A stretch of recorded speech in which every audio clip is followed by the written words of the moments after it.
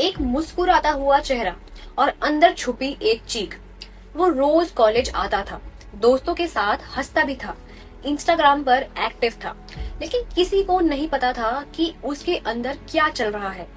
फिर एक दिन उसकी कुर्सी खाली रह गई। ये सिर्फ एक कहानी बिल्कुल भी नहीं है। आज हमारे आसपास ऐसे कितने ही युवा हैं जो बाहर से बिल्कुल ठीक दिखते हैं, लेकिन अंदर से लगातार टूट रहे होते हैं। और आंकड़े इस खामोशी की गंभीरता बता रहे हैं। एनसीआरबी के 2024 के आंकड़ों के मुताबिक भारत में 14,488 स्टूडेंट्स की मौत सुसाइड से हुई है। 2014 में यही आंकड़ा 8,068 था, यानी करीब 80% की बढ़ोतरी। लेकिन सवाल सिर्फ इतना नहीं है कि युवा ऐसा कदम क्यों उठाते हैं। इसके पीछे कई परतें हैं। पढ़ाई का प्रेशर, परीक्षा में असफलता, परिवार की expectations, relationship problems, financial stress, loneliness और सबसे बड़ी बात, अपनी परेशानी किसी से कह ना पाना।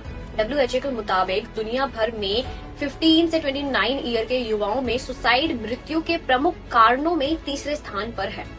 शायद इसलिए अब हमें ये पूछना बंद करना होगा कि उसने ऐसा क्यों किया, और पूछना शुरू करना होगा कि जब वो चुप था तब हमने उसकी आवाज क्यों नहीं सुनी। क्योंकि हर बार किसी युवा को सलाह की जरूरत बिल्कुल नहीं होती है।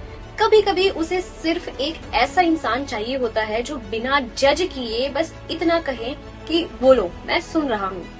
याद रखिए, एक परीक्षा जिंदगी का फैसला नहीं करती है, एक रिजेक्शन आपकी कीमत तय नहीं करता है, और एक बुरा दौर पूरी जिंदगी नहीं होता है।